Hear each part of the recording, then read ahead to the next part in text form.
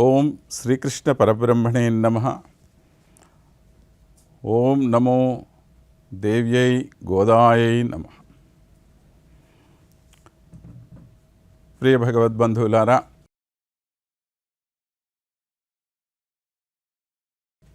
పరమాత్మ ఈ ప్రపంచాన దుష్ట శిక్షణ కోసం, శిష్ట రక్షణ కోసం ఎన్నో అవతారాలు ఎత్తుతూ ఉంటారు అన్నటువంటి విషయం మనకు ఎన్నో పురాణ ఇతిహాసాల ద్వారా తెలుస్తున్నటువంటి విషయం.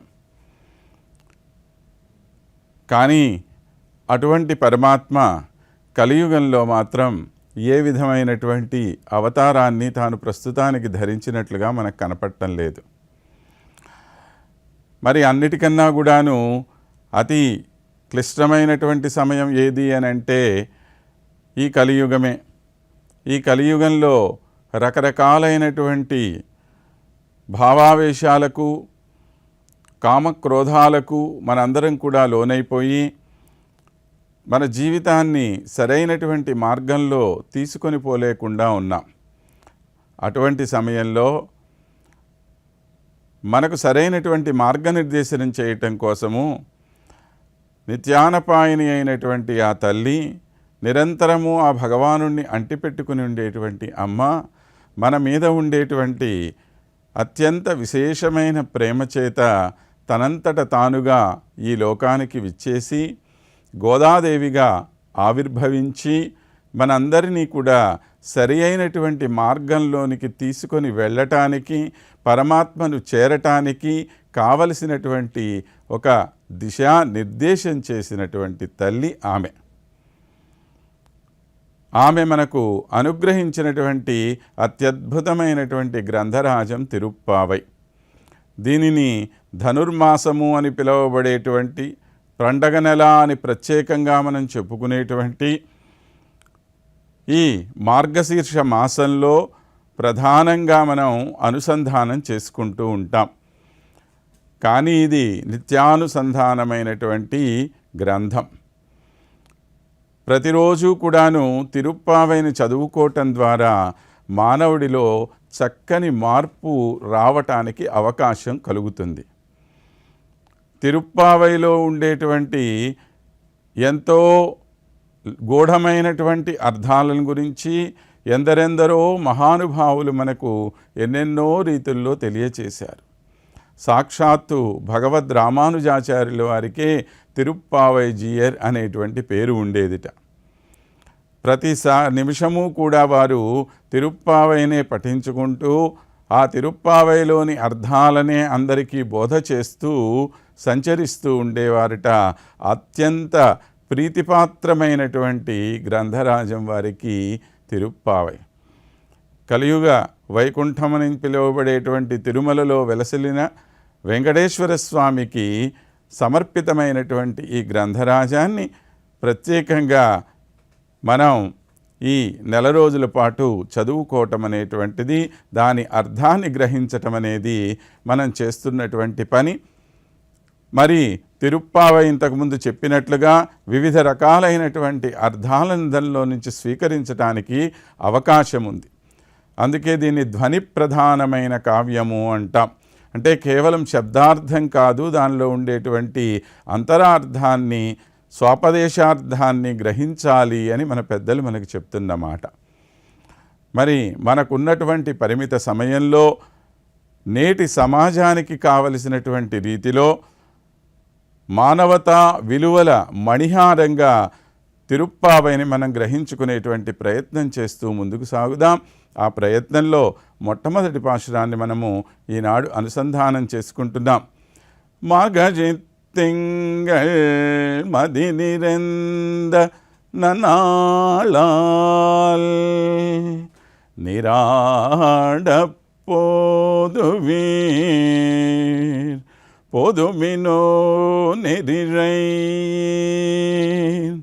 சீர்மல்கமாய் பாடி செல்வச் சிறுமீர்கள் குர்வேல் கொடுந்தொழிலன் அந்த கோபன் குமரன்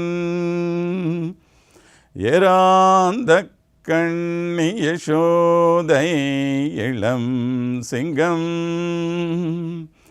கார்மேனி செங்கண் கதிர் மதியம் போல் முகத்தான் நாராயணனே நமக்கே பறை தருவான் பாரோர் புகழப்பொழிந்து பாரோர் புகழப்படிந்து ఏలో ఎంబావాయ్. మనం ఇంతకుముందు చెప్పుకుంటున్నట్లుగా మన జీవితానికి అవసరమైనటువంటి ఏ సందేశాన్ని మనకు తల్లి ఈనాడు అందచేస్తున్నది అని అంటే, అయ్యా నువ్వు ఒక మంచి పని చెయ్యాలి అని అనుకున్నప్పుడు ఏ విధమైనటువంటి ఆలస్యము చేయవద్దు. ఎప్పుడైతే నువ్వు మంచి పని చెయ్యాలి అనుకుంటావో వెంబటే చేసి పడే. ఎందుకని అంటే మంచి పని చెయ్యాలి అనుకున్నప్పుడు అన్ని గ్రహాలు వాటంతటవి అనుకూలించేస్తాయి. సర్వ సృష్టి కూడా నీకు వెన్నుదన్నుగా ఉంటుంది. నిన్ను వ్యతిరేకించేటువంటి వాళ్ళు కూడా నీకు అనుకూలమైనటువంటి వాళ్ళుగా తయారైపోతారు. ఎందుకని? నువ్వు సంకల్పించుకున్నటువంటి ఉద్దేశం ఏదైతే ఉన్నదో అది చాలా గొప్పది. కాబట్టి అన్నీ మంచిగానే జరుగుతాయి. శ్రీరామచంద్రుడికి పట్టాభిషేకం చెయ్యాలి అని సంకల్పించుకున్నారట దశరథ చక్రవర్తుల వారు. వారు అలా అనుకోగానే అదిగో చైత్రమాసం వచ్చేసింది అని చెప్పి అంటారు వాల్మీకి మహర్షి. అంటే చైత్రమాసం వచ్చిందని ఈయన ముహూర్తం పెట్టారా, ఈయన అనుకోగానే చైత్రమాసం వచ్చిందా అంటే కాదు, ఇదే వచ్చేసింది అంటున్నారు. అలానే మనం ఇదిగో ఈ తిరుప్పావై అనేటువంటి ఒక వ్రతం, శ్రీవ్రతము అని చెప్పి అంటాం మనం దీన్ని. ఈ శ్రీవ్రతాన్ని సంకల్పించుకోగానే ఏమైపోయింది? మార్గశీర్ష మాసం వచ్చేసింది. ఏమి మార్గశీర్ష మాసం యొక్క గొప్పదనము? మాసానాం మార్గశీర్షోహం అని అంటారు పరమాత్మ. ఏవి ప్రపంచంలో అత్యుత్తమమైనటువంటివి ఏవేవైతే ఉన్నాయో వాటన్నింటిలో ఉత్తమోత్తమమైనటువంటి విధానంలో నేను ఉన్నాను అని పరమాత్మ తాను స్వయంగా చెప్పినటువంటి వాటిల్లో మార్గశీర్ష మాసం ఒకటి.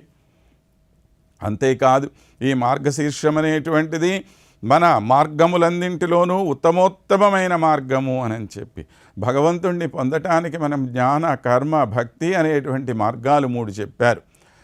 ఆ మూడింటిని మించినటువంటి మరొక ఉత్తమమైన మార్గము, అన్నిటికన్నా అత్యుత్తమమైనది ఏమిటి అంటే శరణాగతి అన్నాం.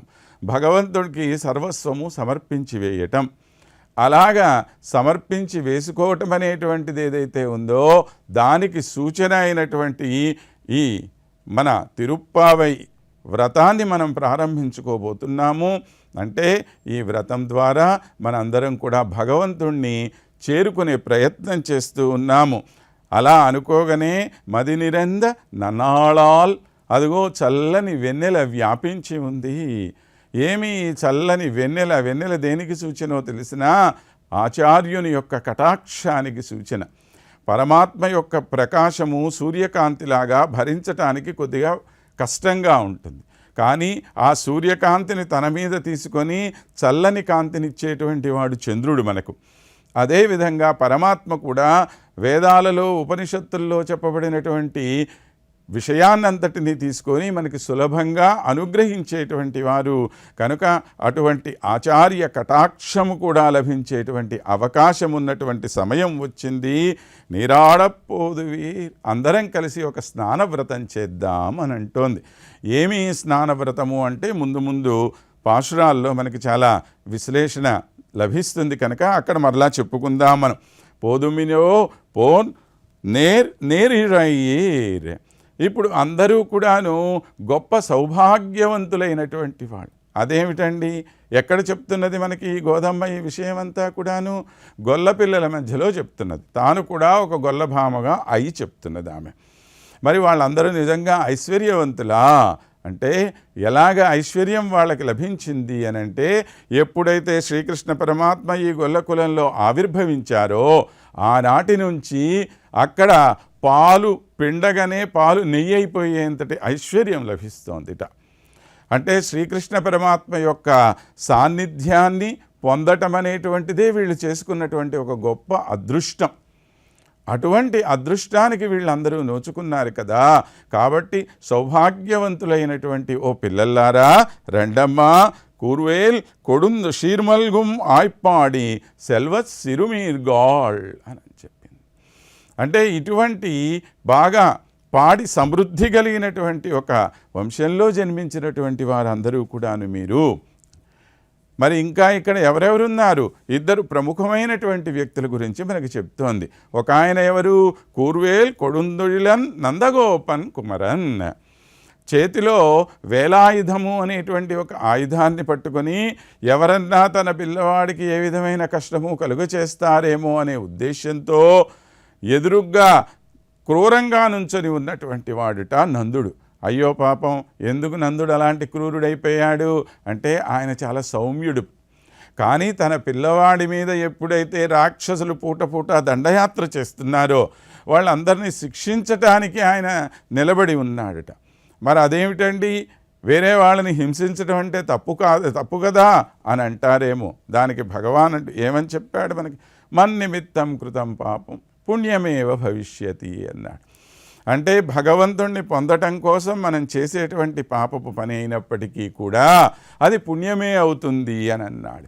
ఇక్కడ భగవంతుడైనటువంటి కృష్ణ పరమాత్మను రక్షించటం కోసం కొద్దిగా హింసా మార్గాన్ని అవలంబించినప్పటికీ అది పుణ్యమే అవుతుంది. కనుక అలాగా క్రూరంగా నుంచొని ఉన్నటువంటి వాడు అడుగో నందుడు ఉన్నాడు అక్కడ.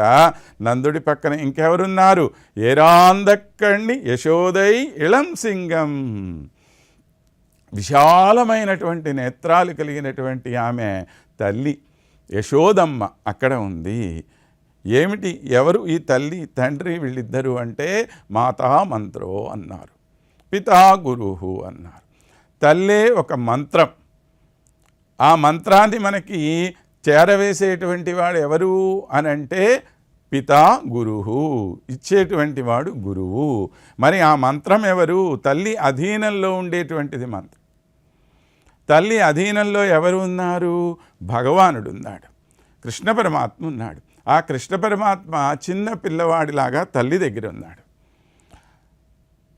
అంటే ఈ మంత్రస్వరూపం ఏదైతే ఉందో ఆ మంత్రస్వరూపాన్ని మనకు అందజేయగలిగిన శక్తి ఎవరికి ఉంది అంటే ఈ తల్లికి ఉంది, మంత్రానికి ఉంది. మననాత్ తారయతి ఇది మంత్ర అన్నారు. మరలా మరలా మనల్ని స్మరించుకోవటం వల్ల మనల్ని తరింపచేసేటువంటిది మంత్రము. ఆ మంత్రానికి అధీనుడై ఉంటాడు ఇంత గొప్ప శక్తి కలిగినటువంటి పరమాత్మ కూడా.